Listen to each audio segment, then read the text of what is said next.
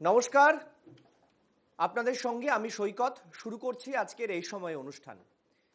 আপনারা জানেন যে পদ্মাপাড়ে মানে বাংলাদেশে এই মুহূর্তে কার্যত এমন এক পরিস্থিতি তৈরি হয়েছে যাকে আমরা উদ্ভূত পরিস্থিতি আর বলতে পারছি না। একটা উদ্বেগজনক পরিস্থিতি তৈরি হয়েছে এবং সেই উদ্বেগ ছড়িয়ে গেছে গোটা বিশ্ব জুড়ে। গত কয়েকদিনে আপনাদেরকে দেখিয়েছি লন্ডন থেকে ফিনল্যান্ড, ব্রিটেন থেকে শুরু করে আমেরিকা, বিভিন্ন জায়গায় হিন্দুদের ওপর বা সংখ্যালঘুদের ওপর বাংলাদেশে যেভাবে অত্যাচার নেমে এসেছে, যেভাবে খুন করা হচ্ছে বলে অভিযোগ চট্টগ্রাম সহ কয়েকটি জায়গায়, তাতে গোটা বিষয়টি এখন আর শুধু বাংলাদেশের অভ্যন্তরীণ বিষয় নেই।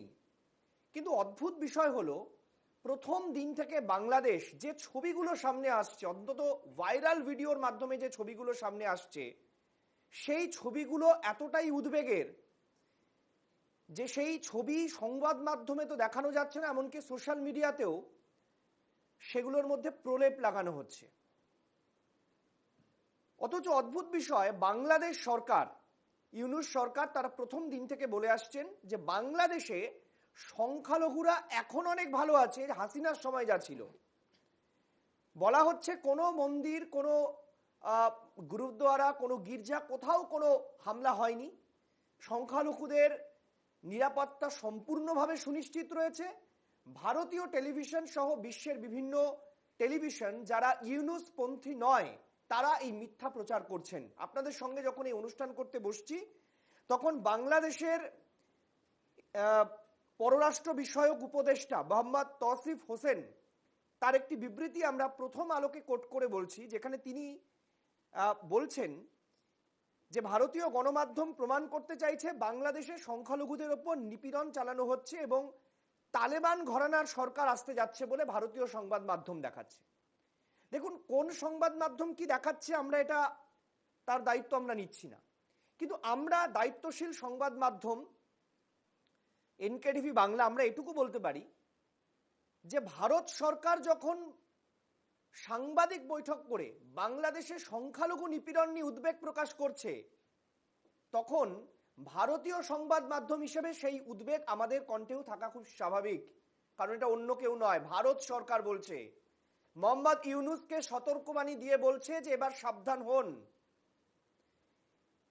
আমরা প্রথমেই আপনাদেরকে দেখাবো যে বাংলাদেশে এই মুহূর্তে ঠিক কি কন্ডিশনে রয়েছে হিন্দু সহ বিভিন্ন সংখ্যালঘু কমিউনিটির মানুষরা। দেখুন, বাংলাদেশ সংখ্যালঘু ও ধর্মীয় নেতা চিন্ময় কৃষ্ণ দাসের গ্রেপ্তারির পর থেকে অশান্তি আরও বেড়েছে। চট্টগ্রাম, রংপুরের মতো এলাকায় চিন্ময় কৃষ্ণের মুক্তির দাবিতে চলছে বিক্ষোভ, সংঘর্ষ চলছে বিভিন্ন প্রান্তে। এ নিয়ে বিবৃতি দিয়ে উদ্বেগ প্রকাশ করেছে New Delhi. Made our position very clear as far as the situation of minorities, Hindus and minorities in Bangladesh is concerned, and we have raised this matter with Bangladesh that they must take responsibility of protecting the minorities and safeguarding their interests. এরপরেই বাংলাদেশের অন্তর্বর্তী সরকারের প্রধান উপদেষ্টা Mohammad ইউনূসের press সচিব সাফিকুল ইসলাম জানান, বাংলাদেশের সংখ্যালঘুরা নিরাপদে আছেন, কারো কোনো সমস্যা হচ্ছে না। বাংলাদেশের পরিস্থিতি সম্পর্কে আন্তর্জাতিক সংবাদ মাধ্যমে বিভ্রান্তিমূলক প্রচার চলছে। তিনি জানিয়েছেন এটা তাদের অভ্যন্তরীণ বিষয়, ভারত সরকারের এই বিষয়ে কোনো বিবৃতি দেওয়া উচিত হয়নি। মঙ্গলবার চিন্ময় কৃষ্ণ দাসের জামিনের শুনানি। তার আগে বাংলাদেশে ধর্মীয় সংখ্যালঘুদের নিরাপত্তা কামনায় রবিবার বিশ্ব জুড়ে শান্তি প্রার্থনা ও কীর্তনের আয়োজন করছে ইসকন। 150-এরও বেশি দেশে 850-টিরও বেশি মন্দিরে লক্ষ লক্ষ ইসকন ভক্ত যোগ দিয়েছেন এই প্রতিবাদে। এদিন সকাল থেকেই কলকাতা ইসকন মন্দিরের সামনে হরিনাম সংকীর্তনের মাধ্যমে প্রতিবাদ জানাচ্ছেন ইসকনের ভক্তরা।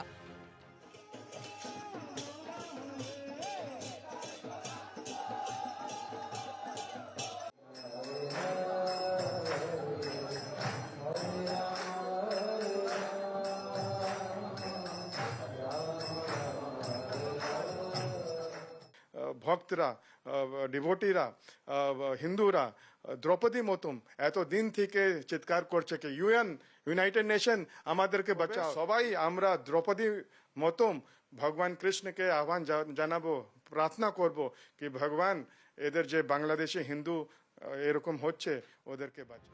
তবে বিশ্বজুড়ে প্রতিবাদের মধ্যে ইউনূস সরকারের সংখ্যালঘু নিপীড়নের ছবিটা আরও করুণ। নতুন করে আরও কয়েকজন সন্ন্যাসীকে গ্রেপ্তার করা হয়েছে বাংলাদেশে। চিন্ময় কৃষ্ণকে যে মামলায় গ্রেপ্তার করা হয়েছে সেই সংক্রান্ত তদন্তে সন্দেহভাজন হিসেবে গ্রেপ্তার হয়েছেন তারা। চট্টগ্রামে নতুন করে ধৃত 2 সন্ন্যাসী রুদ্রপতি কেশব দাস ও শ্যামসুন্দর দাস। চট্টগ্রামে জেলে ধৃত চিন্ময় কৃষ্ণকে খাবার, ওষুধ ও কিছু টাকা দিতে গিয়েছিলেন সন্ন্যাসীরা। এর আগেও পুলিশের হাতে গ্রেফতার হয়েছেন 2 জন ভক্ত, আদিনাথ ব্রহ্মচারী ও রঙ্গনাথ দাস। আমরা জানি কি চিন্ময় কৃষ্ণ দাসের যখন ওনাকে বেলের জন্য কোর্টে নিয়ে যাওয়া হলো, ও 51 যত লয়ার ওনার হয়ে দাঁড়িয়েছিল ওদের বাড়ি ঘর ভাঙে দেওয়া হয়েছে। যত লয়ার দাঁড়িয়েছিল ওদের বিরুদ্ধে মামলা করছে।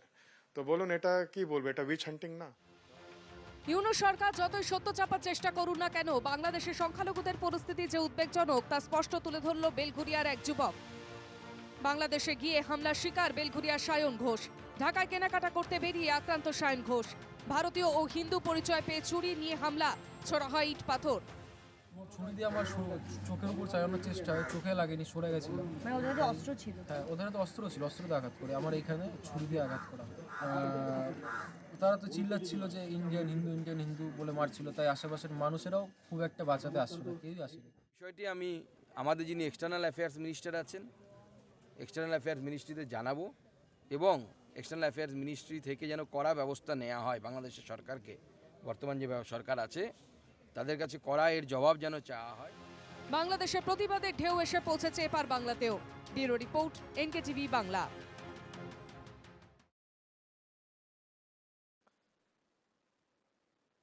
আমরা আলোচনায় আসব, পরিচয় পর্বে আসবো। শুরুতেই আমাদের সঙ্গে আলোচনায় রয়েছেন তৃণমূল কংগ্রেসের সমর্থক ইন্দ্রজিৎ ঘোষ। ইন্দ্রজিৎকে স্বাগত আমাদের এই আলোচনায়। আমার সঙ্গে রয়েছেন অমলেন্দু দত্ত, আইনজীবী এবং বিজেপি মুখপাত্র, আপনাকে স্বাগত। আমার সঙ্গে রয়েছেন অনিক চট্টোপাধ্যায়, আন্তর্জাতিক সম্পর্ক বিশেষজ্ঞ, আপনাকে স্বাগত। আমার সঙ্গে রয়েছেন কূটনৈতিক বিশেষজ্ঞ শুভাশিস বন্দ্যোপাধ্যায়, আপনাকে স্বাগত। আমি প্রথমেই আজকে একটু শুভাশিস বাবু আপনার কাছে চলে আসতে চাইবো। শুভাশিস বাবু, আমার আজকে যে প্রশ্নটা নিয়ে আমি অনুষ্ঠান শুরু করব, আমার একটা গভীর উদ্বেগ বা চিন্তার জায়গা থেকে। প্রথম কথা, আমি একজন ভারতীয় নাগরিক, এটা আমার প্রথম পরিচয়। আমি হিন্দু, মুসলমান, বৌদ্ধ, শিখ, জৈন, আমি তার কোনো বিষয় আসছি না। আমি একজন ভারতীয় নাগরিক হিসেবে পড়শি রাজ্যে চলা একটা এমন ঘটনা চলছে, অপ্রীতিকর পরিস্থিতি চলছে। আমি প্রথম যে প্রশ্নটা আপনার কাছে জানতে চাইবো যে বর্ণবিদ্বেষী বিরোধী ছাত্রদের আন্দোলন ছিল হাসিনার বিরুদ্ধে। তাদের মূল দাবি ছিল যে হাসিনা স্বৈরাচারী এবং তিনি মানুষের ক্ষমতা খর্ব করে তিনি একনায়কতন্ত্র চালাচ্ছেন, এবং সেখানে একটা সংরক্ষণের বিষয় ছিল, চাকরির ইস্যু ছিল। সেই আন্দোলনকে দেখা যাচ্ছে বাংলাদেশের একটা শুভবুদ্ধি সম্পন্ন মানুষও হয়তো সমর্থন করেছিলেন, কারণ হাসিনার বিরুদ্ধে অভিযোগ ছিল তিনি একেবারে স্বৈরতান্ত্রিক ভিত্তিতে ভোট পরিচালনা করতেন, যার জন্য তিনি দীর্ঘ দিন ধরে তিনি ক্ষমতায় থেকে যাচ্ছেন। কিন্তু পরবর্তীতে সেই আন্দোলনটা পাল্টাতে রূপ নিতে ইউনূসের হাত ধরে এখন যেখানে এসে দাঁড়িয়েছে, তাতে গোটা বিশ্ব বলছে যে ইউনূসের হাত রক্তে রেঙে গেছে সংখ্যালঘু নিধনে। একদমই তো বাংলাদেশের আন্দোলনটা এটা ছিল না, তাহলে হঠাৎ করে এই আন্দোলনটার জন্ম হলো কেন বাংলাদেশে? দেখো সৈকত, প্রথমে একটা কথা বুঝে নেওয়া দরকার, যখন একটা বড় বাড়িকে ডেমোলিশ করা হয় তখন তার জন্য বিভিন্ন রকম টুল ইউজ করা হয়। কখনো ছেনি ইউজ করা হয়, কখনো ক্রেন ইউজ করা হয়, কখনো বোল্ডার দিয়ে মারা হয়, কখনো বুলডোজার দিয়ে মারা হয়। এই প্রতিটা জিনিস হচ্ছে একটা রকমের টুল। আর এই টুলগুলোর সবকটা ইউজ করার আগে যেটা দরকার পড়ে সেটা হচ্ছে একটা ইনিশিয়েশন পয়েন্টার। এই ইনিশিয়েশন পয়েন্টার ছিল এই ছাত্র আন্দোলন। ছাত্র আন্দোলনটা যখন শুরু হয়, ছাত্র আন্দোলনটা ইনিশিয়ালি স্টার্ট হয়েছিল একটা কোটা সিস্টেমের এগেনস্টে, এবং সেটা হয়েছিল directly against the present government, present elected government. হ্যাঁ, এবং যখন সেটা শুরু হলো সেটাকে আস্তে আস্তে খুব ট্যাকটিক্যালি সেটাকে একটা টুলে কনভার্ট করে ফেলা হলো, এবং সেটাকে ব্যবহার করে প্রথমেই যেটা করা হলো ফোর্সফুল টপলিং। গভর্নমেন্ট থেকে প্রাইম মিনিস্টারকে রীতিমতো পালিয়ে যেতে বাধ্য হলো, বিভিন্ন রকম মিনিস্টাররা চলে গেল, এবং সেই জিনিসটা আস্তে আস্তে এমন একজনের হাতে এলো যাকে বলতে পারেন গত 20-25 বছরে বাংলাদেশের বিগেস্ট প্রোফাইল, ইন্টারন্যাশনাল প্রোফাইল। তো সেই মানুষটা যখন হাতে এলো তার পিছনে কিন্তু অনেক রকম প্রমিস, অনেক রকম প্রত্যাশা ছিল সাধারণ মানুষের। তারা ভেবেছিল তার যে শান্তি প্রক্রিয়া বা তার যেরকম ইন্টারন্যাশনাল নলেজ বা কানেকশন ইউজ করে বাংলাদেশের ইকোনমিক গ্রোথ এবং ওভারঅল ডেমোক্রেটিক গ্রোথের তিনি হেল্প করবেন। সব থেকে উঁচুতে গিয়ে বলা যেতে পারে যে উনি কনস্টিটিউশনটাকে বাধা দেবেন, কনস্টিটিউশনটাকে ভালো দিকে নিয়ে যাবেন। এবার এই ভদ্রলোকও কিন্তু এক ধরনের টুল আজকের ডেটে দাঁড়িয়ে আমরা বুঝতে পারছি যে ইন্টারন্যাশনালি তাকে ইউজ করা হচ্ছে এবং সে ইউজ হতেও চাইছে, এটা নয় যে তাকে খুব জোর জবরদস্তি ইউজ করা হচ্ছে। তিনি এমন একটা প্রক্রিয়া চালাচ্ছেন। আপনি এই টুলের কথা যখন বললেন, কূটনৈতিক বিষয় জেনে নি। প্রথমে শোনা যাচ্ছিল যে উনি জো বাইডেনের লোক এবং মার্কিন যুক্তরাষ্ট্রের হয়ে তিনি কাজ করছেন। এখন ট্রাম্প এসেছে, ঠিক তার উল্টো। এখন কি উনি চীনের হয়ে কাজ করছেন? কিছুটা বলা যেতে পারে, বাট প্রমাণ ছাড়া এরকম ডাইরেক্টলি তো কাউকে কোনো রকম অ্যালিগেশন দেওয়া যেতে পারে না। তবে তার যে প্রবণতাগুলো দেখা দিচ্ছে সেইগুলো কিন্তু ভয়ঙ্কর প্রবণতা।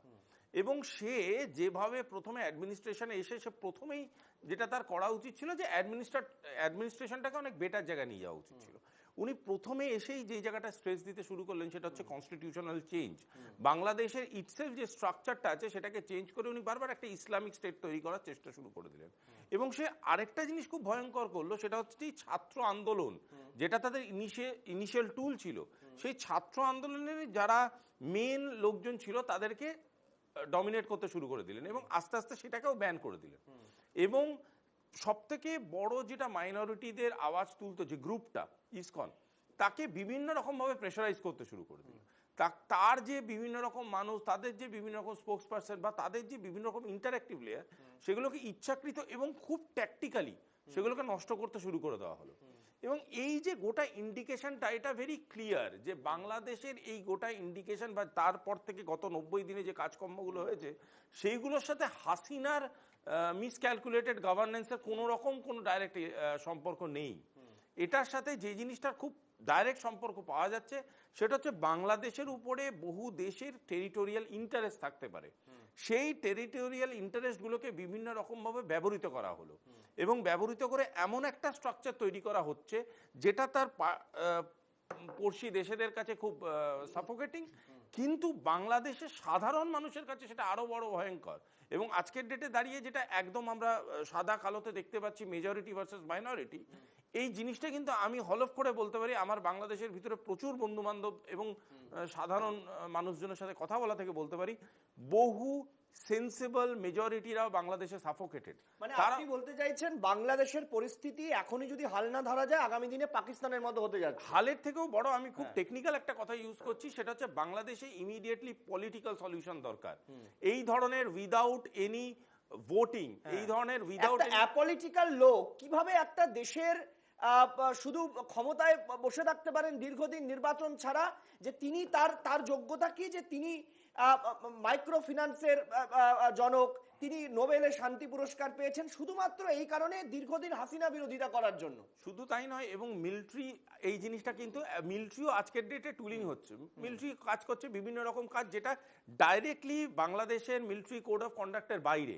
আমি এবং হলফ করে আরেকটা কথা আমি বলে দিচ্ছি, এইটাও যদি বেশি দিন চলতে থাকে কে জানে যে মিলিটারি এগেনস্টে চলে যাবে না ইন্টারিম গভর্নমেন্ট। বেশ, আমি একটু আপনার কাছে আসতে চাইছি অনেকবাবু। আমি এই বক্তব্য শুনতে শুনতে দুটো জিনিস কোট করলাম। এক হচ্ছে ইউনূস সরকার এসেছেন কেন? বাংলাদেশের অর্থনীতিকে চাঙ্গা করবেন, এক। দুই, বাংলাদেশের রাজনৈতিক স্থিতাবস্থা ফিরিয়ে আনবেন, যুব সমাজের কাছে চাকরি দেবেন এবং বিশ্বের কাছে একটা বার্তা তুলে ধরবেন। এইরকম একটা স্ট্রেচারের মানুষকে এই কারণেই তো ওই পদে বসানো হয়েছিল, কোনো জামাত বিএনপির কোনো নেতা নয়। আমার আশঙ্কা সেদিন থেকে তৈরি হয়েছিল যেদিন আমরা দেখতে পেয়েছিলাম যে ইউনূস সরকার ক্ষমতায় আসার আগেই জেল ভেঙে একের পর এক নাম করা আনসারুল্লাহ বাংলা থেকে শুরু করে একের পর এক জঙ্গিরা জেল থেকে পালিয়ে যাচ্ছে। তারপর আমরা কি দেখলাম, জামাত একটা 30 বছর 20 বছর বন্ধ থাকা অফিসগুলো যেদিন ইউনূস ক্ষমতায় আসবেন তার দুদিন আগে সেই জামাতের অফিস খুলে সাংবাদিক বৈঠক করা হচ্ছে। তারপর আমরা কি দেখলাম, আমরা দেখতে পাচ্ছি পরিষ্কার ভারত বিরোধিতা এমন জায়গায় গেছে যে ভারতের জাতীয় পতাকাকে পদদলিত করা হচ্ছে এবং সেখানে কোনো কিছু বলা হচ্ছে না। সেদিনই তো বোঝা যাচ্ছে যে আসলে ইউনূসের অন্তর্বর্তী সরকারের উদ্দেশ্যটা কি। এই রকম একটা সরকারকে দূর থেকে দাঁড়িয়ে দেখা বেশি ইম্পর্টেন্ট, নাকি এই সরকারের চোখে চোখ রেখে কথা বলাটা এখন বেশি ইম্পর্টেন্ট, কোনটা? এটা কি অবজার্ভের সময়? দেখুন, আপনি যা যা বললেন সবই বাংলাদেশে ঘটেছে এবং পরিস্থিতি ভয়ঙ্কর। ভয়ঙ্কর এই জন্য ইউনূসকে আশা করা গেছিল যে তিনি একটা সুস্থতা একটা আনবেন, কিন্তু এখন যেটা মনে হচ্ছে যে ইউনূসের হাতে নিয়ন্ত্রণটা নেই। ইউনূস কিন্তু শিখণ্ডী হয়ে ওখানে বসে আছেন, নিয়ন্ত্রণটা চলে গেছে সমন্বয়কদের হাতে, যারা মূলত ছাত্র, কিছুদিন আগেও যারা ছাত্র ছিল। এবার যেটা ঘটছে, তারা যা বলছে ইউনূস কিন্তু সেটা করতে বাধ্য হচ্ছেন। তার মানে এই নয় যে ইউনূস একেবারেই ধোয়া তুলসী পাতা, সেটাও কিন্তু বলা যাবে না। হ্যাঁ, সেটাও বলা যাবে না, কারণ উনি যখন নীরব থাকছেন ধরে নেওয়া যেতেই পারে যে এই সবের পেছনে ওনার সমর্থন আছে। এবং ভারত সরকার যেটা মানে চোখে চোখ রেখে কথা বলার যে ব্যাপারটা, সেটা একটা সাংবাদিক সম্মেলন করেছেন এবং আমাদের বিদেশ দপ্তরের মুখপাত্রও সেটা বলেছেন যে হিন্দুদের ওপরে অত্যাচার হচ্ছে, সংখ্যালঘুদের ওপর অত্যাচার হচ্ছে। এবং এই অত্যাচার যে হচ্ছে সেটা শুধু ভারতীয় গণমাধ্যম নয়, সেটা কিন্তু সারা বিশ্বের গণমাধ্যম আজকে দেখাতে বাধ্য হচ্ছে বা দেখাচ্ছে। আগে একটা অভিযোগ ছিল যে শুধু ভারতীয় গণমাধ্যম এটা দেখাচ্ছে এবং ভারত বাংলাদেশ বিদ্বেষী বিভিন্ন বক্তব্য ছড়িয়ে দিচ্ছে, কিন্তু আজকে যদি আপনি দাঁড়িয়ে দেখেন তাহলে দেখবেন যে সারা বিশ্বের বিভিন্ন গণমাধ্যম কিন্তু আজকে এই খবরগুলো করছে। ফলে something is wrong in Bangladesh, এটা কিন্তু পরিস্ফুট হচ্ছে। আমার মনে পড়ছিল ৭১-এর সময়ের কথা, সেই সময়ও কিন্তু তদানীন্তন পাকিস্তান সরকার বলতেন যে এটা আমাদের আভ্যন্তরীণ বিষয়, এ বিষয়ে কিন্তু ভারতের নাক না গলানোই উচিত। তারপর আমরা দেখলাম যে হাজারে হাজারে কাতারে কাতারে যখন শরণার্থী আসতে শুরু করলো, তখন কিন্তু ভারতের অর্থনীতির ওপর একটা বিরাট চাপ পড়লো। সেটা যে অদূর ভবিষ্যতে হবে না, সেটা কিন্তু জোর দিয়ে বলা যায় না।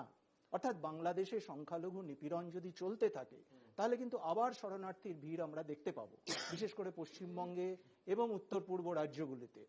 তখন কিন্তু পরিস্থিতি এবং অবস্থা হাতের বাইরে চলে যাবে। সুতরাং আমাদের তো সতর্ক থাকতেই হবে, এবং এটা আভ্যন্তরীণ বিষয় বলে যদি এড়িয়ে যাওয়ার চেষ্টা হয় তাহলে কিন্তু, কেননা আভ্যন্তরীণ বিষয়ের প্রভাব যদি আমাদের উপরে এসে পড়ে, যেটা পড়তেই পারে যে কোনো মুহূর্তে, কেননা এত দীর্ঘ বর্ডার, একটা সীমান্ত, এবং তার অনেকটাই খোলা, পোরাস বর্ডার আমরা যাকে বলি, তার অনেকটাই খোলা, সহজে যাতায়াত করা যায়। এরকম অবস্থায় যদি ওখানে একটা গোষ্ঠীর ওপর, সংখ্যালঘুর ওপর নির্যাতন বাড়তে থাকে, তাহলে কিন্তু ভারতের অর্থনীতির ওপরে সেই চাপটা পড়বে, রাজনীতির ওপরেও চাপ পড়বে। বেশ, আমি একটু দেখাবো আমার দ্বিতীয় প্রতিবেদন যে হোয়াট বাংলাদেশ প্ল্যান। বাংলাদেশ কি প্ল্যান করেছিল? বাংলাদেশের, এই যে সুভাষিস বাবু বলছিলেন যে ছাত্রদেরকে মুখ করে ইউনূসের মুখোশ এখন উন্মোচিত হয়ে গেছে। দেখুন, আমাদের বক্তব্য, আমরা ইউনূস বিরোধী নই, আমরা বাংলাদেশের স্বাধীনতার বিরুদ্ধে নই। বাংলাদেশ আরো 10 বার স্বাধীন হলেও আমাদের আপত্তি নেই, সেটা সত্যি তাদের অন্তর্বর্তী বিষয়। কিন্তু বাংলাদেশের জেল থেকে একেবারে জেল ভেঙে বেরিয়ে যাওয়া সন্ত্রাসবাদীদের পরবর্তী ডেস্টিনেশন যদি হয় ভারত, তাহলে সত্যি উদ্বেগের আছে। তাহলে সেটা আর শুধুমাত্র অভ্যন্তরীণ বিষয় নয়। আমি আপনাদেরকে দেখাবো হোয়াট বাংলাদেশ প্ল্যান। বাংলাদেশের প্ল্যান কি ছিল, দ্যাট ইজ এক্সপোজড। দেখুন, বাংলাদেশে যেভাবে সংখ্যালঘুদের টার্গেট করা হচ্ছে তা দেখে অনেকেই মনে করছেন বাংলাদেশের গণ অভ্যুত্থান ছিল লোক দেখানো, আসল উদ্দেশ্য ছিল লুটপাট, জিহাদি কার্যকলাপ এবং সংখ্যালঘু অত্যাচার। প্রশ্ন উঠছে, বাংলাদেশে হাসিনা বিরোধী আন্দোলনে জিহাদি পতাকা হাতে এই উল্লাস কাদের? অভ্যুত্থানের আড়ালে কি সংখ্যালঘু নিধনের ছক? তাই মৌলবাদীদের হাতে রক্তাক্ত পদ্মপাড়ের সংখ্যালঘুরা। এর বিরুদ্ধে যারাই প্রতিবাদে মুখ খুলেছিলেন তাদের মুখ চিরতরে বন্ধ করিয়েছে বা হাতকড়া পরিয়েছে বাংলাদেশ সরকার। কিন্তু বাংলাদেশে সংখ্যালঘু হত্যা অত্যাচার নিয়ে কেন চুপ করে রয়েছে রাষ্ট্রসংঘ? সম্মিলিত জাগরণী জোটের মুখপাত্র এবং চট্টগ্রামের পুণ্ডরিক ধামের অধ্যক্ষ চিন্ময় কৃষ্ণ দাসের গ্রেফতারি নিয়ে রাষ্ট্রসংঘের বিবৃতি দিয়ে বাংলাদেশ সরকার জানিয়েছে, কিছু বক্তা চিন্ময় দাসের গ্রেফতারকে ভুলভাবে ব্যাখ্যা করছেন। প্রকৃতপক্ষে নির্দিষ্ট অভিযোগে তাকে গ্রেফতার করা হয়েছে। মামলাটি আদালতে বিচারাধীন। বাংলাদেশ সরকার সতর্ক রয়েছে, যে কোনো মূল্যে ধর্মীয় সম্প্রীতি বজায় রাখতে এবং সংখ্যালঘুদের অধিকার ক্ষুণ্ণ করার যে কোনো প্রচেষ্টা ব্যর্থ করতে কাজ চালিয়ে যাবে বাংলাদেশ সরকার। এই আবহেই সংখ্যালঘু নিপীড়ন নিয়ে পাল্টা ভারতকে আক্রমণ বাংলাদেশের।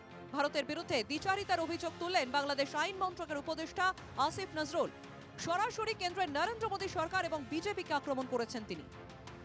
বাংলাদেশের 64.1% মানুষই মনে করছেন আওয়ামী লীগের থেকে অন্তর্বর্তী সরকার সংখ্যালঘুদের বেশি নিরাপত্তা দিতে পারছে। এরপরেও বাংলাদেশের পরিস্থিতির জন্য ভারতের অযাচিত উদ্বেগ প্রকাশ থেমে নেই। ভারতের নিজের মাটিতে সংখ্যালঘু মুসলিম সম্প্রদায়ের মানুষের উপর অসংখ্য নির্মমতার ঘটনা ঘটে চলেছে, অথচ সেটা নিয়ে তাদের সংকোচ বা অনুশোচনা নেই। ভারতের এই দ্বিচারিতা নিন্দনীয় এবং আপত্তিকর। এদিকে বাংলাদেশে হিন্দুদের পাশে দাঁড়িয়ে সুর চড়িয়েছে আরএসএস। তাদের মতে ভারত সরকারের উচিত হিন্দুদের বাঁচাতে সমস্ত রকম সম্ভাব্য পদক্ষেপ করা। বিবৃতি দিয়ে সংঘ জানিয়েছে, বাংলাদেশে যেভাবে হিন্দু সহ অন্যান্য সংখ্যালঘুদের উপর কট্টরপন্থী ইসলামিক মৌলবাদীরা খুন, ধর্ষণ, অগ্নিসংযোগ, লুটতরাজ চালাচ্ছে, সেটা ভীষণ উদ্বেগজনক। Bureau report, NKTV Bangla. আমি একটু অমলেন্দুদা আপনার কাছে আসতে চাই। অমলেন্দু বাবু, আমি আপনার কাছে জানতে চাইবো, বাংলাদেশের পক্ষ থেকে বলা হচ্ছে এটা অভ্যন্তরীণ বিষয়, ভারত নাক গলিয়ে ঠিক করেনি, ভারতের নাকটা একটু লম্বা হয়ে গেছে বলে দাবি করছে বাংলাদেশ। বেশ, কিন্তু এটাও তো ঠিক অমলেন্দু বাবু, ইউক্রেন রাশিয়া যুদ্ধে ভারতের অবস্থান কি ছিল? শুধুমাত্র ইউক্রেন থেকে আমাদের পড়ুয়াদের বা পর্যটকদের ফিরিয়ে আনা। ভারত এখন, ভারতের আবার বিদেশ নীতিটা আমাদের একটু মনে রাখা দরকার যে ভারত কখনো প্রথমে কাউকে ডিস্টার্ব করে না, ডিস্টার্ব করলে ভারত জবাব দেয়। আমাদের মনে রাখা দরকার ইরান ইসরায়েলের সমস্যা, সেখানে ভারতের অবস্থান কি? আমরা দেখেছি যে আফগানিস্তানে যখন তালিবান উত্থান হলো তখন ভারতের অবস্থান কি? প্রত্যেকটি দেশের সঙ্গে ভারত তার বাণিজ্যিক সম্পর্ক স্ট্র্যাটেজিক্যালি তারা কিন্তু ঘাঁটতে চায় না। এবং এই দুদিন আগেও আমরা দেখলাম যে ভারতের বিদেশ মন্ত্রকের মুখপাত্র রণধীর জয়সওয়াল তিনি পরিষ্কার করে বলে দিলেন ভারতের সঙ্গে বাণিজ্য দুয়ার খোলা থাকছে। শুভেন্দু অধিকারী বলছেন না না, আমরা ওই বাণিজ্য দুয়ারে গিয়ে আমরা বিক্ষোভ করবো, সম্ভবত আগামীকাল থেকে আপনাদের ওখানে বিক্ষোভ আছে। আমি ঠিক বুঝতে পারছি না যে বিজেপির পার্টির জায়গা আর দেশ একই পাওয়ার সোর্স, তারা ক্ষমতায় রয়েছেন, দুরকম ভাবছেন। আবার অন্যদিকে আরএসএস বলছে হিন্দুদের বাঁচাতে অবিলম্বে পদক্ষেপ করা উচিত কেন্দ্রের। তিন রকম বিষয়। হ্যাঁ, ঠিকই সৈকতদা, যে আপনি অন্যান্য দেশের যে কথাগুলো বললেন, ইউক্রেন, রাশিয়া বা আফগানিস্তান, এই যে অন্যান্য দেশে যখন কোনো এইভাবে কোনো ভারতীয়দের উপর অত্যাচার বা আক্রমণ হয়েছে তখন ভারত এয়ারলিফট করে বা আমাদের নাগরিকদের সুষ্ঠুভাবে দেশে ফিরিয়ে এনে বিদেশ নীতি ঠিকঠাকভাবে রেখেছে। কিন্তু বাংলাদেশ এবং ভারতের যে সম্পর্ক সেটা সেই সূত্রে ধরলে হবে না, কেন বাংলাদেশে সাথে আমাদের ভারত একসাথে, আমরা একই দেশের অঙ্গ হিসাবে ছিলাম এবং বাংলাদেশের প্রত্যেকটি হিন্দু নাগরিক আজকে ভারতের উপর ডিপেন্ডেন্ট, সেটা 71-এ আমরা দেখেছি। আজকে বাংলাদেশে যদি এই অচল অবস্থা চলে এবং হিন্দু নিধন এইভাবে চলে, যেটা আমার পূর্ববর্তী বক্তা রাজনৈতিক বিশ্লেষক অনিকবাবু বললেন, স্বাভাবিক ক্ষেত্রে বাংলাদেশের হিন্দুরা আগে শরণার্থী হয়ে আমাদের দেশে এসেছেন এবং আমাদের দেশে এসে আমাদের দেশে জমি জমা বা আমাদের দেশের সম্পদে তারা এখানে ভোগ দখল করছেন, বা আমাদের দেশের সরকার, তদানীন্তন সরকার তাদেরকে সেই ব্যবস্থা দিয়েছে এবং নাগরিকত্বও দেওয়া হয়েছে অনেক ক্ষেত্রে। তাহলে আজকে আমাদের এই পশ্চিমবঙ্গে যে অচলাবস্থা বাংলাদেশের, সেটাকে নিয়ে পশ্চিমবঙ্গের বিরোধী দলনেতা বলুন বা আরএসএস এর তরফ থেকে বলুন বা আমরা হিন্দুরা, আমি একজন হিন্দু হিসাবে অতি বিচলিত। অন্য দেশের বিদেশের সাথে যে সম্পর্ক, তার সাথে বাংলাদেশকে গুলিয়ে ফেললে চলবে না। কেন বাংলাদেশে আমাদের যে হিন্দু ভাইরা আছেন তারা যদি সেখানে অস্থির হন বা তাদের উপর সেখানে যদি আক্রমণ হয়, তারা স্বাভাবিক কারণে শরণার্থী হয়ে আমাদের বর্ডার পেরিয়ে আমাদের কাছে আসবেন এবং আমরা অবশ্যই আমরা চাই তারা এলে আমরা এখানে তাদেরকে সমস্ত ব্যবস্থা দেব। আপনি বলছেন এই মুহূর্তে যারা ওই দেশে অত্যাচারিত হচ্ছেন তাদের জন্য আমাদের দেশের বর্ডার খোলা? না, স্বাভাবিক আসেন তো, শরণার্থী হয়ে কেউ আসলে আমাদের দেশের আসেন নয়, আমি বলছি বর্ডার খোলা, ইয়েস অর নো? শরণার্থীর বেশে যখন আতঙ্কবাদীরা আসে তাদের জন্য বর্ডার বন্ধ। আমি এক মিনিট, আমি আমার পিসিআর কে বলবো, মধুকে বলবো যে সম্ভব হলে একটু দেখানো সেই ছবিটা, যে বর্ডারে লক্ষ লক্ষ মানুষ লাইন দিয়ে দাঁড়িয়ে আছেন, তারা সবাই বর্ডার পার করে, তাদের মধ্যে অনেকে আহমেদিয়া মুসলমান সম্প্রদায়ের লোক রয়েছেন, উইঘর মুসলমান রয়েছেন, তারা চলে আসতে চাইছেন ভারতে, কিন্তু উইঘর মুসলমান আহমেদিয়া সম্প্রদায়কে তো আপনারা দিতে পারবেন না। না, আমরা তো আপনাদের যারা শরণার্থী হিন্দু সম্প্রদায়ের মানুষ আছেন বাংলাদেশে যারা হিন্দু ধর্ম অবলম্বন করেন বলে, হিন্দুত্ব রক্ষা করেন বলে বা হিন্দু ধর্মকে ধর্মাচরণ করেন বলে তাদের উপরে অত্যাচার হচ্ছে, তারা যখন আসবেন তার জন্যই তো আমাদের এখানে সিএ লাগু করার কথা বলা হয়েছে। তার জন্যই তো আমাদের অমিত শাহজি বারবার বলেছেন বর্ডার খোলা, তার জন্যই তো সিএ একটা তাদের পড়ুন, জন্য border খোলা। সিএ এক তো ওই জন্যই যারা এসছেন তাদেরকে নাগরিকত্ব দেওয়ার জন্য। আজকে আপনারা ভাবুন, পশ্চিমবঙ্গ সরকার যেখানে বাংলা ভাষা আমরা পশ্চিমবঙ্গের মানুষও বলি, আজকে বিদেশ মন্ত্রক আজকে বিবৃতি দিয়েছে 29শে নভেম্বর ভারতবর্ষের কেন্দ্রীয় সরকার তাদের বিদেশ মন্ত্রক থেকে বিবৃতি দেওয়া হয়েছে, কিন্তু পশ্চিমবঙ্গের আজকে অনেক কি বিবৃতি দিয়েছেন? বাংলাদেশ বলছে নাক গলিয়ে ফেলছে, বেশি নাক ওটাই বড় তো হয়ে গেছে। নাক গলাবো তো হিন্দু স্বার্থ রক্ষা করার জন্য আমাদের বাংলাদেশের জাতীয় পতাকা সোশ্যাল মিডিয়া দেখতে পাচ্ছি অবদলিত হচ্ছে। আমাদের বর্তমান কেন্দ্রীয় একটু সরকার বেশি স্পর্ধা নয় বাংলাদেশে? হিন্দু স্বার্থ রক্ষা করার জন্য যতটা যা করার দরকার তার স্টেপ ঠিক না হচ্ছে। আপনাদের কাছে হিন্দু আগে না দেশ আগে? আমার জাতীয় পতাকার অবমাননা হচ্ছে, আমি দেখতে পাচ্ছি সোশ্যাল মিডিয়াতে। আমার ভারতকে বলছে নাক লম্বা হয়ে গেছে। তারপর কি এখন এই মুহূর্তে আমরা শুধুমাত্র অবজারভেশন পলিসিতেই থাকবো? না, বিদেশ মন্ত্রক নিঃসন্দেহে এটা কগনিজেন্স নিচ্ছেন বা উনারা দায়বদ্ধতা নিচ্ছেন বলেই তো বিবৃতি দেওয়া হয়েছে। তার মানে উনারা যে চোখ বন্ধ করে বসেনি সেটা আমরা বুঝতে পারছি। আমি এক সবথেকে বড় কথা আমরা আজকে যেখানে বিএনপি নেতা সাংবাদিক বৈঠকে ওপেন বলছেন যে শুনছি ভারত নাকি সার্জিক্যাল স্ট্রাইক করবে এবং তারা বলছেন আমরাও বসে থাকবো না, আমরা শোনাতে পারি চাইলে। এই হুঁশিয়ারিগুলো ভারত বাংলাদেশ টেনশনকে বাড়াচ্ছে। এই মুহূর্তে কি আমাদের স্ট্র্যাটেজি কি? আমাদের দুয়ার খোলা রাখা, হিন্দুদেরকে ডেকে নেওয়া ভারতে, আর দুই হচ্ছে আমাদের এখানে বসে অবজারভেশন পলিসি কন্ট্রোল করা। না, এই তো সেটা বিদেশ মন্ত্রক নিঃসন্দেহে সেই ব্যাপারে বিবৃতি দেবেন, আমি বিদেশ মন্ত্রকের মুখপাত্র নয়। কিন্তু আমি আমাদের দলের যেটা অবস্থান, আপনি যেটা বললেন বিরোধী দলনেতা বলেছেন বাণিজ্য বন্ধ করতে বলেননি, বিরোধী দলনেতা বলেছেন আমরা বর্ডারে গিয়ে আমরা বিরোধ করব। কেন না, বাংলাদেশ আপনারা জানেন $3 বিলিয়ন মাত্র আমাদের ইম্পোর্ট হয়। আমি আপনাকে একটু বলি, যে দেশটার স্বাধীনতায় একটা বড় ভূমিকা ছিল এই ভারতের, যে আর্মি না থাকলে বাংলাদেশ স্বাধীনই হতো না পাকিস্তান থেকে, যে বঙ্গবন্ধুর ডাকে চলে গেল ভারতীয় আর্মি, মিসেস গান্ধী সহযোগিতা দিলেন, যে দেশটা স্বাধীনই হতো না, সেই বঙ্গবন্ধুর মূর্তিকে যে দেশের কট্টরপন্থীরা পদদলিত করতে পারেন, তাকে দাঁড়িয়ে দাঁড়িয়ে ভাঙতে পারেন, গোটা বিশ্ব তাকিয়ে দেখলো। তারপরে আপনাদের স্ট্র্যাটেজি এই মুহূর্তে কি প্রশ্নচিহ্নের মুখে নয়? ভারতবর্ষের এই মুহূর্তে স্ট্র্যাটেজি আমি জানতে চাইছি আপনার কাছে, যে আপনারা এই মুহূর্তে ভারতবর্ষের শাসক দল, এই প্রশ্নের উত্তর আপনার কাছে দেশের মানুষ জানতে চাইছেন। এই মুহূর্তে বাংলাদেশের সঙ্গে বাণিজ্য চালিয়ে যাওয়া কি ভারতের জন্য খুব সুখকর হচ্ছে? আমি এই বিষয়টা আপনার থেকে জানবো। একটা বিরতির পর ফিরে আসছি, তারপর আমি অবশ্যই আসবো ইন্দ্রজিৎ ঘোষের কাছে। সঙ্গে থাকুন। গতকাল রাতে একটা ছবি আমাদের কাছে আসে সোশ্যাল মিডিয়া মারফত। এই ছবিটা দেখার পর বিশ্বাস করুন, আমার মনে হচ্ছিল যে এক মুহূর্তের জন্য বাংলাদেশে যাই, আমার ফেটার্নিটির ওই মানুষটির পাশে গিয়ে দাঁড়াই। বলছি মুন্নি সাহার কথা। আমরা দেখছি একজন মহিলাকে কিভাবে কট্টরপন্থীরা তাকে কতটা হেনস্থার মধ্যে ফেলেছিলেন।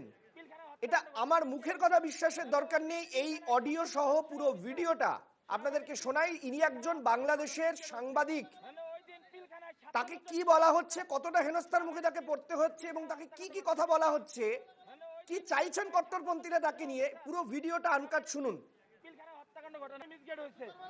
ওই দিন পিলখানায় 57 জন সেনা অফিসার সেনাবাহিনী পিলখানায় হত্যাকাণ্ড ঘটনা মিসগেট হয়েছে। ওই দিন পিলখানায় 57 জন সেনা অফিসার সেনাবাহিনী পিলখানায় হত্যাকাণ্ড ঘটনা মিসগেট হয়েছে। ওই দিন পিলখানায় 57 জন সেনা অফিসার সেনাবাহিনী পিলখানায় হত্যাকাণ্ড ঘটনা মিসগেট হয়েছে। ওই দিন সবাই চাইছেন এটাকে ওপেন ফোরামে শাস্তি দেওয়া হোক। বলা হচ্ছে উনি বাংলাদেশে থেকে, বাংলাদেশের মাটিতে থেকে, বাংলাদেশে সাংবাদিকতা করে উনি ভারতের হয়ে চরবৃত্তি করছেন, উনি হাসিনার হয়ে কথা বলছেন, ওনার ওপেন শাস্তি দেওয়া হোক, এমনই স্লোগান তোলা হচ্ছে, যে স্লোগান আপনাদেরকে এই মুহূর্তে শোনানো সম্ভব নয়। এটা একটা ঘটনা। আরেকটা ঘটনা আপনাদেরকে দেখাই। এই বাংলার বুকে দাঁড়িয়ে আজ সকাল থেকে সায়ন ঘোষ, তিনি বাংলাদেশে গিয়েছিলেন তার এক আত্মীয়র বাড়িতে, এবং তাকে কোন পরিস্থিতির মুখোমুখি হতে হয় শুধু তিনি হিন্দু বলে, শুনুন। তিনি গিয়েছিলেন বাংলাদেশ। আমি বাংলাদেশ গেছিলাম আমার একজন পরিচিত বন্ধুর বাড়ি। সে থাকে ঢাকার জুড়েনের বাগানবাড়ি অঞ্চলে। তারপর যখন আমার 26 তারিখ রাতে ফেরার কথা ছিল ভারতে, আবার তো ফেরার সময় ফেরার কিছুক্ষণ আগে 8:30টার দিকে আর বন্ধু বললো, ভাই আজকে তো ফিরে যাবি, চল একটু ঘুরে আসি বাইরে, তো বাজারে বেরোনো। ঠিক ওই সময় তার বাড়ি থেকে কিছুটা দূরেই 5-6 জন মুসলিম যুবক মিলে আমাকে আটক করে। তারা আমাকে জিজ্ঞাসাবাদ করে যে তুমি কোথা থেকে এসছো, কোথায় থাকিস, নাম কি, ধর্ম কি। তো এইসব জিজ্ঞাসাবাদ করে আমি বলি যে আমি ইন্ডিয়ান, আমার ধর্ম এই, আমি নাম এই। তাও তখনই এটা শুনে ইন্ডিয়ান তারপর হিন্দু, তখন তারা আমাকে টেনে নিয়ে যায় কোনায় অন্ধকারের দিকে। তো তারপর তারা আমার পকেট হাতানো শুরু করেছি, অনেক টাকা পয়সা পকেট এইসব, আমার ফোন নিয়ে নেয়, টাকা পয়সা নিয়ে আমাকে মারধর করে, চটকা ফুটা। তারপরে আমিও নিজে সেলফ ডিফেন্স করার চেষ্টা করি, তখন তারা আমার মাথায় পাথর দিয়ে আঘাত করে প্রচণ্ড জোরে। মানে বন্ধুকে বাঁচানোর চেষ্টা করে? আমার বন্ধু বাঁচানোর চেষ্টাই করেছে, সে নিজে আহত হয়েছে। ওরও ফোন কেড়ে নেওয়া হয়, মানে ছিনতাই করে নেওয়া হয়। তারপরে ছুরি দিয়ে আমার চোখের উপর চালানোর চেষ্টা হয়, চোখে লাগেনি, সরে গেছিল। মানে ওদের হাতে অস্ত্র ছিল? হ্যাঁ, ওদের হাতে অস্ত্র ছিল, অস্ত্র দিয়ে আঘাত করে আমার এইখানে ছুরি দিয়ে আঘাত করা হয়। তারপরে আমি যখন তারা তো চিল্লাচ্ছিল যে ইন্ডিয়ান হিন্দু বলে মারছিল, তাই আশেপাশের মানুষেরাও খুব একটা বাঁচাতে আসছিল না, কেউই আসেনি। শুধু একমাত্র আমার সেই পরিচিত বন্ধু যে ছিল সেই আমাকে বাঁচানোর চেষ্টা করে যাচ্ছিল। তারপরে আমি যখন ব্যাপারটা একটু ঠান্ডা হলো, মানুষজন জড়ো হলো, তারা পালিয়ে যায় ওখান থেকে। আমি একটু চলে আসতে চাই ইন্দ্রজিৎ ঘোষের কাছে। ইন্দ্রজিৎ, তৃণমূল কংগ্রেসের পক্ষ থেকে মমতা বন্দ্যোপাধ্যায়, অভিষেক বন্দ্যোপাধ্যায় পরিষ্কার করে দিয়েছেন তাদের পার্টি স্ট্যান্ড। তারা বলেছেন যে ভারত সরকার এই মুহূর্তে যা সিদ্ধান্ত নিচ্ছে আমরা তার পাশে আছি। কিন্তু আমার প্রশ্ন হচ্ছে যে যখন একজন ভারতীয়, একজন বাঙালি, কলকাতার বাসিন্দা বাংলাদেশে গিয়ে নিপীড়িত হয়, তখন তৃণমূলের পক্ষ থেকে কেন তার কড়া প্রতিক্রিয়া মোহাম্মদ ইউনূস সরকারকে দেওয়া হয় না? দেখো সৈকত, নিশ্চয়ই তার ক্রিয়া প্রতিক্রিয়া দেওয়া হবে বা কেউ দেবে, কিন্তু তার আগে আমি একটা কথা শুধু বলে রাখি। তোমার এই প্রতিবেদনগুলো দেখছিলাম আর সত্যি আমি ভারাক্রান্ত হচ্ছিলাম। আমার এখন মনে পড়ে যাচ্ছে মোদের পিতামহের চরণ ধুলি কোথায় রে, সে আমাদের বাংলাদেশ আমাদেরই বাংলারই। মানে জন্মসূত্রে আমার বাবা মা, তাদের জন্ম বাংলাদেশে, এবং সেই 71-এর সেই সময় মুক্তিযুদ্ধের সময় কি একটা কঠিন পরিস্থিতির মধ্যে দিয়ে তাদেরকে রাতারাতি দেশ ছেড়ে চলে আসতে হয়েছিল এবং এই দেশে এসে আবার নিজেকে সাজিয়ে গুছিয়ে মানিয়ে থাকতে হয়েছিল। এই বাংলাদেশের অবস্থা তার পরবর্তীকালে তো অনেক নিয়ন্ত্রণ হয়েছিল। আমি নিজে কর্মসূত্রে, এবং আমার প্রচুর আত্মীয়রা বাংলাদেশে থাকে, আমি নিজে শো করতে গিয়েছিলাম। বিশ্বাস করবে না, তাদের আন্তরিকতা তারা দেখলেই আগে বলে কেমন আছেন, চিনুক বা না চিনুক, তাদের আন্তরিকতায় সমৃদ্ধ হয়েছিল। সেই বাংলাদেশ আজকে এই বাংলাদেশে পরিণত হলো। আমরা যারা সচেতন মানুষ তারা কিন্তু প্রতিটা মুহূর্তেই, তোমরা নিজেরাও জানো যারা দায়িত্বশীল সংবাদ মাধ্যম পরিচালনা করে থাকো, তারা মানে সচরাচর হিন্দু মুসলিম বিভাজন বা সাম্প্রদায়িক সম্প্রীতি বিনষ্ট হয় এমন কিছু খবর তুলে ধরে না। কিন্তু আজকে যা পরিস্থিতি তৈরি হয়েছে, আমরা বারবার এই যে পোলারাইজেশনটা তৈরি করতে বাধ্য হয়েছি, হিন্দুদের ওপর আক্রমণ, কোট আনকোট হিন্দুদের ওপর আক্রমণ। কেন? আমার ভারতীয়দের ওপর আক্রমণ, আমার ভারতকে অসম্মান করা। আজকে যখন দেখতে পাই যে যে শিক্ষা প্রতিষ্ঠান থেকে আমরা নিজেরা শিক্ষা পাই, বড় হই, সেই শিক্ষা প্রতিষ্ঠানের শুরুতে ঢোকবার মুখে গেটের মধ্যে পাপোশ হিসেবে দেওয়া হচ্ছে ভারতবর্ষের পতাকা। স্কুলে ছোট ছোট বাচ্চারা মন্টেসরি থেকে যারা একেবারে কিছুই বুঝছে না, তাদেরকে সেই ভারতবর্ষের পতাকার উপর হেঁটে চলতে বাধ্য করা হচ্ছে। তার মানে কোন জায়গায় পৌঁছেছে এই জেহাদি শক্তি? সেই শক্তির বিরুদ্ধে আমাদের মনে হয় সকলকে, কোনো রাজনৈতিক দল বলে নয়, সকলকে সমস্বরে প্রতিবাদ তোলা উচিত, স্বর তোলা উচিত যে না, এর বিরুদ্ধে আমাদের এগিয়ে চলতে হবে, এর বিরুদ্ধে আমাদের প্রতিরোধ গড়তে হবে। কারণ এটা আমাদের একটা আদর্শের লড়াই। ভারতবর্ষের, আমরা কোনো রকমভাবে দেখিনি যে ভারতবর্ষ কোনো রকমভাবে বাংলাদেশের বিরুদ্ধাচরণ করেছে। আজকে সম্ভবত 5ই আগস্ট হাসিনা দেশ ছেড়েছে, হ্যাঁ, ভারতবর্ষে এসে তিনি রয়েছেন, ভারতবর্ষ হয়তো তাকে আস্থানা দিয়েছে, কিন্তু তার পরবর্তীকালে ভারত এমন কোনো সিদ্ধান্তও নেয়নি যে বাংলাদেশ বিরোধী আচরণ। তারপরেও কেন বারে বারে বাংলাদেশ ভারতবর্ষের ওপর এইরকম মানে উস্কানিমূলক প্রতিটা মুহূর্তে আক্রমণ করে যাচ্ছে, যে আক্রমণের এখনো পর্যন্ত কোনো রকমভাবে পদক্ষেপ কিন্তু নেওয়া হয়নি। কিন্তু আগামী ভবিষ্যতে যদি এর বিরুদ্ধে পদক্ষেপ নেওয়া হয়, সৈকত তুমিও জানো, আমরা প্রত্যেকেই জানি, এই সময় কিন্তু অশান্ত হয়ে উঠবে। আজকে আমার একটা প্রশ্ন, যে বেছে বেছে ধর্মীয় সংগঠন, কোট আনকোট হিন্দু ধর্মীয় সংগঠনগুলোকে আক্রমণ করা হচ্ছে। আক্রমণ করা হওয়ার পর যেভাবে হিন্দুদের ভারতের থেকে গিয়ে বাংলাদেশে যে হিন্দুরা, যেমন একটু আগেই দেখালেন যে মুন্নি সাহা ভারত হিন্দু সাংবাদিক, সায়ন ঘোষ ভারতবর্ষের একটি ছেলে। আচ্ছা, তোমাদের এখানে প্রতিবেদন আমি দেখলাম, প্রকৃতপক্ষে নির্দিষ্ট কিছু অভিযোগের ভিত্তিতে ইউনুস বললেন যে চিন্ময় কৃষ্ণ দাসকে গ্রেপ্তার করেছে। আমি ইউনুসকে এনকেটিভি বাংলার মারফত প্রশ্ন করতে চাই, তাহলে সায়ন ঘোষ ভারতবর্ষের নাগরিক, তাকে কোন অভিযোগে মারা হলো? আপনি প্রশ্নের উত্তর দিন, উত্তর দিতে হবে তো। মুন্নি সাহাকে এইভাবে মহিলা সাংবাদিককে হেনস্থা করা হলো কোন অভিযোগে? উত্তর দিন। আপনি তো বললেন চিন্ময় কৃষ্ণ দাসের নাকি নির্দিষ্ট কিছু অভিযোগ আছে, সাজানো অভিযোগ হতে পারে, আমরা এখান থেকে বলছি, কিন্তু আপনি বললেন অভিযোগ আছে। ঠিক আছে, মেনে নিলাম অভিযোগ আছে, আপনারা প্রমাণ করবেন। তার বিরুদ্ধে উকিল লাগিয়েছেন, তিনি যে উকিলগুলোকে দিয়েছেন তাদেরকেও বিভিন্নভাবে চোখ রাঙানি দেওয়া হচ্ছে যাতে তার বিরুদ্ধে না জানানো হয়। কিন্তু সায়ন ঘোষ, মুন্নি সাহা, কি তাদের অন্যায়, কি তাদের অপরাধ যে তাদেরকে আক্রমণ করা হয়েছে শুধুমাত্র ভারতীয় বলে? আজকে আমি তোমাদের এই এনকেটিভি বাংলার মাধ্যমে, স্টুডিওর মাধ্যমে জানতে চাই, ভারতবর্ষের প্রধানমন্ত্রী যিনি প্রতিটা মুহূর্তে ধর্মীয় উস্কানিমূলক নানা কথা বলে থাকে, ধর্মের বাতাবরণ পড়ে থাকে, ধর্মের আলখাল্লা পড়ে থাকে, তিনি কখনো কন্যাকুমারীতে গিয়ে ভেজাল বিবেকানন্দ সেজে থাকেন, তার প্রতিক্রিয়া কই? তিনি বিদেশ মন্ত্রককে দিয়ে একটা ছোট্ট প্রতিক্রিয়া তৈরি করে দিয়েছেন। কড়া ভূমিকা কোথায়? কড়া ভূমিকা নিতে হবে। আজকেও যদি এই মুহূর্তে থেকেও যদি কড়া ভূমিকা না নেওয়া হয়, আগামী ভবিষ্যতে এক অস্থির পরিস্থিতির দিকে চলে যাবে, সেখানে কিন্তু ভারত নিয়ন্ত্রণের বাইরে চলে যাবে। ভারত এখনো এই মুহূর্তে সময় আছে, এখনো কিন্তু সবাইকে সচেতন থেকে প্রতিক্রিয়া দিতে হবে এবং কড়া ভূমিকা পালন করতে হবে। এটাই শুধু বলার মাত্র, কোন রকম উস্কানিমূলক কথা নয়, কোন রকম উত্তেজনামূলক কথা নয়। প্রতিটা মুহূর্তে বারে বারে আপনাদের প্রচার মাধ্যমে আমরা শান্তির কথা বলে যাচ্ছি, হাত জোর করে বলছি, এমন পরিস্থিতি যেন না তৈরি হয়, ভারত বাংলাদেশে কোন রকম বিভেদ তৈরি হয়। শুধুমাত্র বাংলাদেশকে আমাদের মাধ্যমে শুধুমাত্র একটাই বার্তা, যে আপনারা শান্তি থাকুন, আপনাদের শত্রু আমরা। আমার মাঝে মধ্যে জানো ইন্দ্রজিৎ কি মনে হয় যে বাংলাদেশের এই মুহূর্তে কে যেন দায়িত্বে রয়েছেন? ইউনুস, শান্তির জন্য নোবেল মোহাম্মদ ইউনুস খান। যাই হোক, আমার খুব একটা মনে থাকে না। আমারও মনে থাকে না। আর তিনি কিসের জন্য নোবেল শান্তি পুরস্কার পেয়েছেন? আমার তো মনে হচ্ছে এখনো অশান্তির জন্য পেয়েছেন। বেশ, ঠিক, যাই হোক, হতে পারে।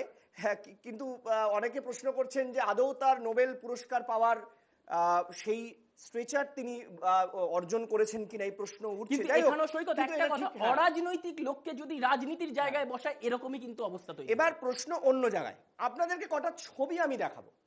আমি পিসিআর কে বলবো যে ছাত্র বৈষম্য বিরোধী ছাত্রদের আন্দোলনে কিছু পতাকা দেখা গেছে। আমি একটু আপনাদের কটা ছবি দেখাই, তাহলে সুবিধা হবে। ফুল ফ্রেমে এই ছবিটা আমি আপনাকে একটু দেখাতে চাইছি। দেখুন, এটার জন্য কোনো কসরত করার দরকার নেই, সোশ্যাল মিডিয়াতে এই ছবি অ্যাভেলেবেল পাওয়া যাচ্ছে। এই যে দেখুন, এখানে দেখা যাচ্ছে একাধিক, এই যে ছাত্রদের আন্দোলনে বিভিন্ন জায়গায়, ভালো করে ছবিগুলো খেয়াল করে দেখুন, বিভিন্ন জেহাদি পতাকাও কিন্তু ফলো করা যাচ্ছে, যেগুলো আইএসআই বা আইসিস বা তালিবানের পতাকা। দেখুন, আপনারা ভালো করে ফলো করুন। এরপরে আরো কতগুলো স্টিল আপনাদেরকে দেখাতে চাইব।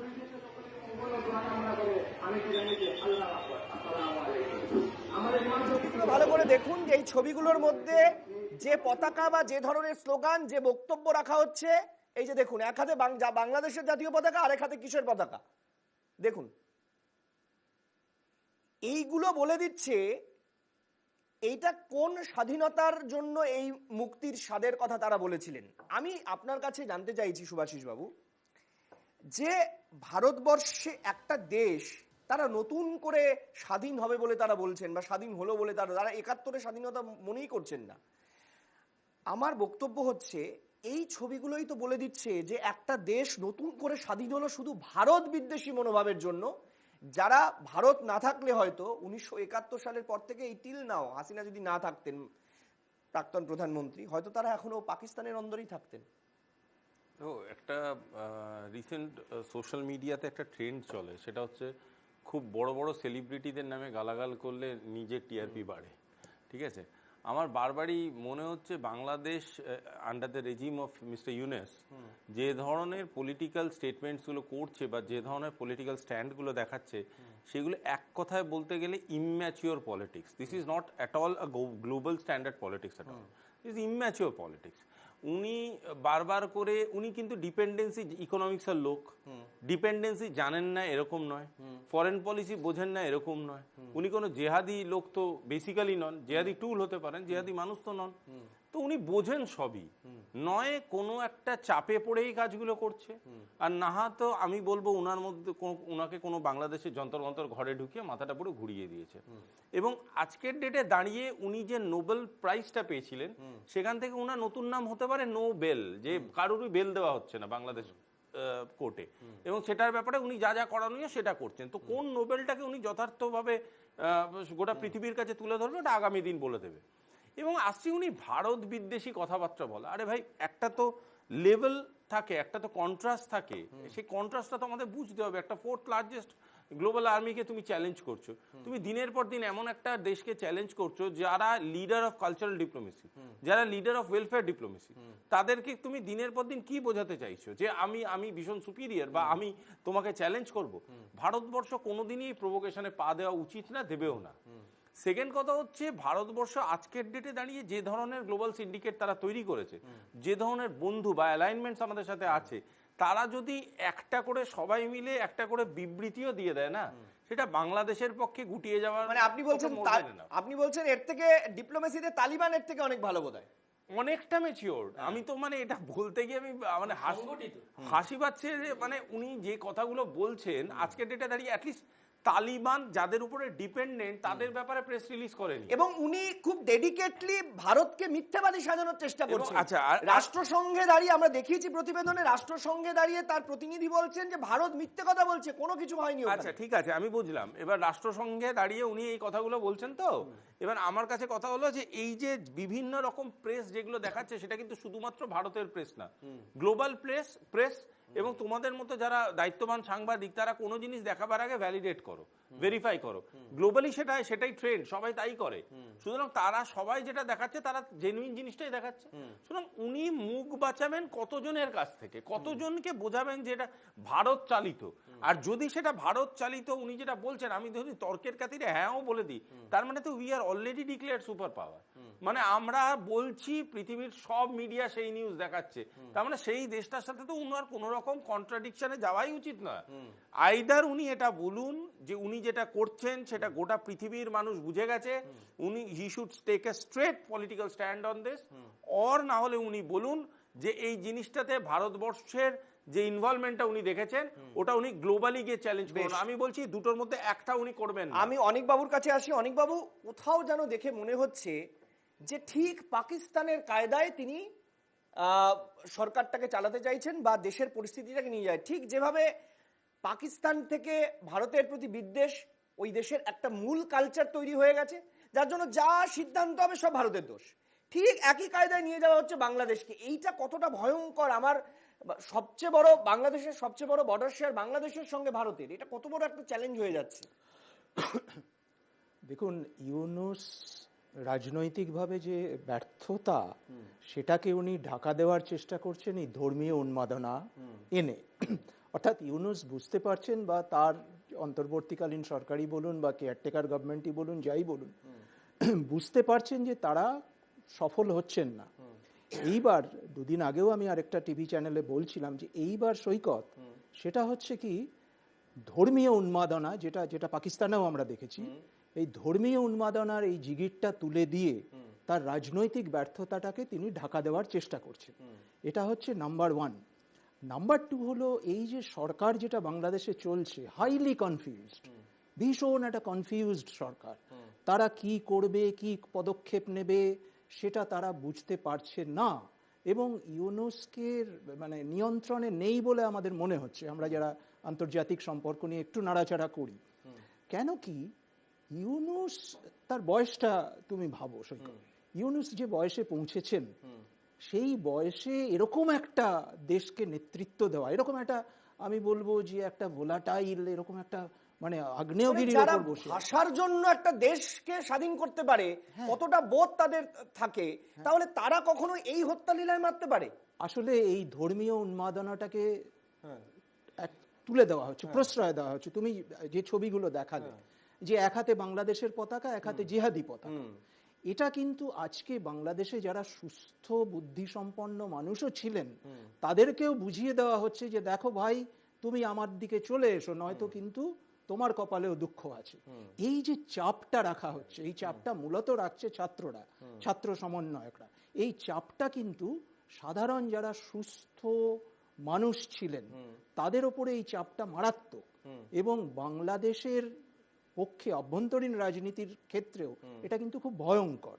কেন বাংলাদেশে আমরা বরাবর দেখেছি যে বিএনপি বলো অন্যান্য দেশ তারা কিছুটা ভারত বিরোধিতা করেছে, কিন্তু আজকে ভারত বিরোধিতা যে লেভেলে চলে গেছে এটা বোধহয় পাকিস্তানকেও ছাড়িয়ে যাচ্ছে অনেকের মতে, যে লেভেলে পৌঁছে গেছে। অর্থাৎ আজকে ধর্মীয় উন্মাদনা বাংলাদেশের একটা রাজনীতির প্রধান অঙ্গ হিসেবে দেখা দিচ্ছে, এবং জামাতের উত্থানটাও সেই কারণেই। আমি একটু অমলেন্দুবাবু আপনার কাছে আসি, এই ধর্মীয় উন্মাদনার জায়গা থেকে আসি। তৃণমূল পাল্টা অভিযোগ করছে আপনারা ওখানকার ধর্মীয় উন্মাদনাকে বাংলায় নিয়ে এসে ফেলেছেন।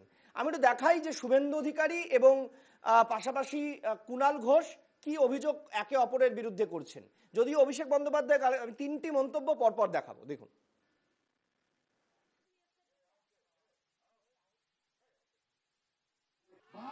জায়গায় বেড়া দিতে দেয়নি মমতা ব্যানার্জি বিএসএফ কে। বিজেপি সরকার এলে 1 মাসের মধ্যে বিএসএফ কে জমি দেব, বেড়া কমপ্লিট করবে ভারত সরকার, আর 1 কোটি রোহিঙ্গাকে খুঁজে খুঁজে বের করে চুলের মুঠি ধরে ওপারে পাঠাবো আমরা। বাংলাদেশে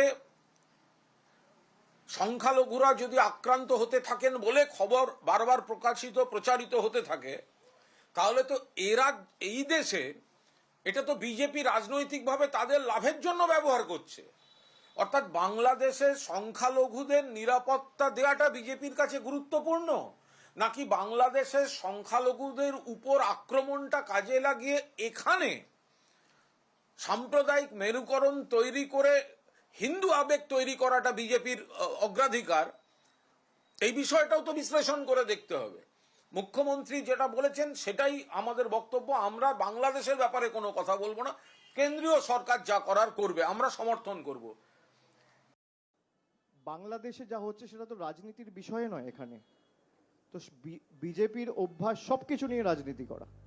আরজিকর নিয়ে রাজনীতি করেছে, বাংলাদেশ নিয়ে রাজনীতি করছে। আরে বিজেপির সরকারই তো ক্ষমতায় কেন্দ্রে। এই বীরত্বটা দিল্লিতে গিয়ে দেখাক। আমরা তো চাই যে বাংলাদেশে যে অনাচার চলছে তার বিরুদ্ধে ব্যবস্থা হোক, আর তা না হলে ইউনিয়ন থেকে বলে দিক ভাই, যে কেন্দ্রীয় সরকার বলে দিক যে রাজ্যের সরকার ব্যবস্থা নিক, আমরা নেবো না। হোম মিনিস্ট্রি বা এক্সটার্নাল অ্যাফেয়ার্স একটা নোটিফিকেশন বার করে বলে দিক, তারপর তারা এসে এখানে রাজনীতি করুক। দুটোর মধ্যে তো একটা করতে হবে। মজাদার বিষয়, অভিষেক বন্দ্যোপাধ্যায় বললেন বাংলাদেশে যা চলছে, একবারও সংখ্যালঘু বা হিন্দু শব্দ উল্লেখ করলেন না। আবার অন্যদিকে কুণাল ঘোষ বলছেন যে আপনারা বাংলাদেশ থেকে হিন্দু ইস্যুকে বাংলায় টেনে নিয়ে এসে ভোটের রাজনীতি করতে চাইছেন। আবার তারা হিন্দু নিধনযোগ্য বা হিন্দু অত্যাচার নিয়ে উদ্বেগও প্রকাশ করছেন। সৈকতদা, আজকে বাংলাদেশের প্রেক্ষিতে আপনি জানেন গতকাল কি হয়েছে, ধর্মতলায় ভুয়ো পাসপোর্ট বা ভুয়ো আধার কার্ড বানিয়ে এখানে পশ্চিমবঙ্গে অনুপ্রবেশকারী এসে চাকরি করছে কোন একটা হোটেলে।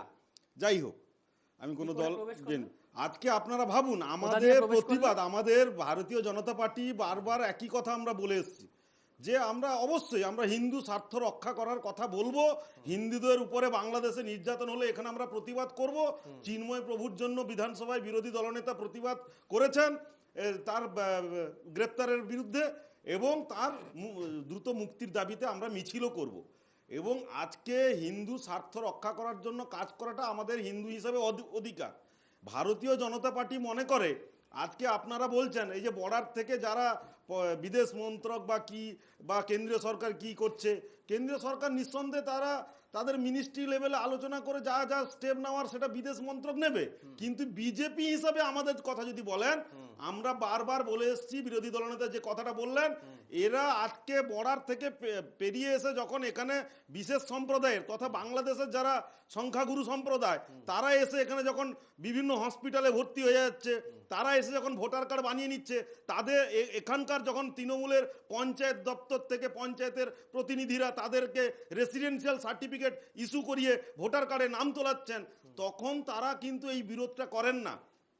আমাদের মনে আছে বারাসাতের এক তৃণমূল নেত্রী তিনি প্রকাশ্যে বলেছিলেন এক সভায় যে বাংলাদেশ থেকে যারা আসছেন তাদের ভোটার কার্ডে নাম তুলতে হলে জাকির ভাইয়ের সঙ্গে দেখা করবে। হ্যাঁ, তাহলে এই হচ্ছে প্রেক্ষিত এবং সেটা হাতে নাতে ধরাও পড়ছে, সেটা হাতে নাতে ধরা পড়ছে। আমি একদম সরাসরি জানতে চাইবো ইন্দ্রজিতের রিয়াকশন। হ্যাঁ, আমার রিয়াকশনের কথা হচ্ছে, প্রথমত হচ্ছে মমতা বন্দ্যোপাধ্যায় যে কথাটা বলে দিয়েছেন একদম, যে এই মুহূর্তে নেতৃত্বের জায়গায় দেওয়া হচ্ছে ভারত সরকার, অর্থাৎ ভারতবর্ষের কেন্দ্রীয় সরকার, প্রধানমন্ত্রী, তারা যে পথ অনুসরণ করবে, আমার মনে হয় শুধু পশ্চিমবাংলা নয় সারা বলুন আজকে পশ্চিমবঙ্গ হিন্দুদের জন্য কি করবে? আজকে কেন বাংলাদেশের হিন্দুরা অত্যাচারিত হলে পশ্চিমবঙ্গে আসে?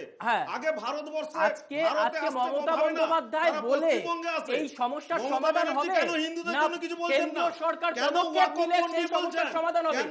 কালকে যে বিএনপি নেতা গ্রেফতার হয়েছে, সেই বিএনপি নেতা কোথা দিয়ে প্রবেশ করেছে? অনুপ্রবেশ কাদের জায়গায়? আজকে বর্ডার সিকিউরিটি ফোর্স অর্থাৎ বিএসএফ কিভাবে তাদেরকে অনুপ্রবেশ করতে দিল, সেই উত্তরটা আগে দিন। সেখানে কি করে প্রবেশ করলো বিএনপি নেতা? সেখানে কোনো উত্তর নেই আপনাদের কাছে। আগে আপনারা প্রতিটা মুহূর্তে চেষ্টা করছেন জল ঘোলা করে দিতে, আসলে সমস্যার সমাধান করা নয়। আপনারা চাইছেন যে কিছু কিছু ক্ষেত্রে ধর্মীয় উস্কানি দিয়ে এই পশ্চিমবঙ্গে একটা অরাজকতা তৈরি করতে। না, অরাজকতা নয়, কেন্দ্রীয় সরকারকে সিদ্ধান্ত নিতে বলুন যে না, এক সিদ্ধান্ত নিয়ে বাংলাদেশের এই যে হিন্দুদেরকে অত্যাচার করা হচ্ছে, এই যে হিন্দু সম্প্রদায় এবং ধর্মগুরুদের উপর আক্রমণ করা হচ্ছে, পদক্ষেপটা কি নিয়েছে? কোনো পদক্ষেপ নেয়নি, শুধুমাত্র একটা ছোট্ট বিবৃতি। আজকে আমাদের গর্ব, সারা বিশ্ববাসীর গর্ব রবীন্দ্রনাথ ঠাকুর, সেই রবীন্দ্রনাথ ঠাকুরের জাতীয় সঙ্গীত আমার সোনার বাংলা, সেই সোনার বাংলা আক্রান্ত। রবীন্দ্রনাথ ঠাকুর কোন হিন্দু সম্প্রদায় নয়? আজকে রবীন্দ্রনাথ যদিও ব্রাহ্ম, কিন্তু রবীন্দ্রনাথ ঠাকুর মুসলিম তো নয়, কিন্তু রবীন্দ্রনাথ ঠাকুরকে তাকে নিচ্ছে। আজকে মুক্তিযুদ্ধ অর্থাৎ স্বাধীনতা পেয়েছে বাংলাদেশ, যার জন্য কোট আনকোট আসল স্বাধীনতা, বারবার স্বাধীনতা হতেই পারে, ছেলে বলানো খেলানোর স্বাধীনতা হতেই পারে, কিন্তু আসল স্বাধীনতা, যে স্বাধীনতা মুক্তিযুদ্ধের জন্য পেয়েছে, সেই স্বাধীনতা পেয়েছে মুজিবুর রহমানের জন্য। ছোট্ট কথা বলে নাকি, সেই মুজিবুর রহমানের মূর্তি ভাঙছে, কিন্তু সেই মুজিবুর রহমানের ছবিওয়ালা টাকাটা কি করে নিয়ে পকেটে ঘুরছে? তার মানে যারা করছে তারা শেয়ানা। শেষ করবো একটা কথা বলেই, সৈকত, উটকো কিছু মিথ্যে মানুষ, ঘর ভাঙানো লোক, ভালোবাসার সামনে তাদের শাস্তি দেওয়া হোক। যে ভাষাতে হাসন রাজা লালন কথা কয়, দাঙ্গা যাদের ধর্ম তারা আমার পড়শি নয়। বেশ, সুভাষিস দা, আমি জানতে চাইছি যে ইউনুসকে কি আপনি কোনো বার্তা দিতে চাইছেন? না, ইউনিসকে বলে বার্তা না, আমি একটা জেনারেল কথা বলতে চাইছি। আমার যতটা প্রবলেমটার অ্যানালাইসিস থেকে আমি বুঝতে পারছি, সেটা হলো যে ইউনিস যেটা চাইছে সেটা হচ্ছে মার্শাল সলিউশন, গায়ের জোর দেখিয়ে কোনো একটা সলিউশনে পৌঁছানো। তার থেকে আমার মনে হয় ওর কাছে সহজ পথ হচ্ছে পলিটিক্যাল সলিউশন। পলিটিক্যাল সলিউশন নিলে সে ইন্টারন্যাশনাল রেসপেক্টটা ফিরে পাবে। পলিটিক্যাল সলিউশনের দিকে সে এগোলে সে তার যে সলিউবল স্টেটাসটা আছে সেটা থেকে অনেকটা রিকভার করবে। এবং সব থেকে বড় কথা হচ্ছে বাংলাদেশের মানুষ, সাধারণ মানুষ যেটা চাইছে সেটা হচ্ছে বাংলাদেশে একটা প্রপার ডেমোক্রেটিক্যালি একটা ভোট হোক। উনি যেরকম কোর্টের নির্দেশে একটা ইন্টারিম গভর্নমেন্ট করেছেন, সেরকম একটা উনি কোর্টকে কনফিডেন্সে নিক, উনি আরো যেভাবে পারেন একটা ইলেকশন কমিশন বানান এবং করে সেখান থেকে একটা পলিটিক্যাল সলিউশন বার করুন এবং একটা ভোট করার দরকার পড়লে একটা সর্বদলীয় যে একটা কমিটি তৈরি করা যায় সেটা করুন। বিভিন্ন পলিটিক্যাল পার্টি ওখানে আছে যারা অলরেডি র্যালি করছে, গত 10-12 দিন ধরে আমরা জানতে পারছি, তারাও চাইছে একটা পলিটিক্যাল সলিউশন। দিনের পর দিন শুধু মাইনরিটির উপর অ্যাটাক করব, শুধু বিভিন্ন রকম প্রেস বিবৃতি দেবো, শুধু ভারত ভারত ভারত ভারত করে চিৎকার করব, ভারতের এজেন্সিদের ব্যাপারে তার একটা যে সিনড্রোম কাজ করছে, সেই রোগের মধ্যে আরো তাদের জ্বর কাশি বাড়াবো, সেইগুলো না করে লেটস টক সিরিয়াস ডিপ্লোমেসি। আপনি যেটা বলছেন সেটাই তো এখন ইউনূসের সবচেয়ে বড় ভয়, অনেকটা জলাতঙ্কের মতো। এটা হচ্ছে ভোটাতঙ্ক। ইউনূস কি সত্যি ভোটে যাবেন 6 মাসের মধ্যে? মানে তাদের যে প্রস্তাবিত নামা ছিল, সেই প্রস্তাবনামায় পরিষ্কার লেখা ছিল 6 মাসের মধ্যে একটি সুষ্ঠু নির্বাচন প্রক্রিয়া যেতে হবে। তিনি কি সেই ভোটে যাওয়ার সাহস দেখাবেন, নাকি তিনি ঠিক কিং জং এর মতো নিজেকে আজীবন প্রেসিডেন্ট ঘোষণা করবেন? আমরা জানি না, আমরা অপেক্ষা করব যে ভারতবর্ষ ঠিক যে কথাটা ব্যবহার হয় রিপাবলিক বাংলাদেশ, সেইটা বজায় থাকবে। আমরা আপাতত আজকের অনুষ্ঠান এখানেই শেষ করছি। প্রত্যেককে ধন্যবাদ আমাদের অনুষ্ঠানের সময় দেওয়ার জন্য। নমস্কার।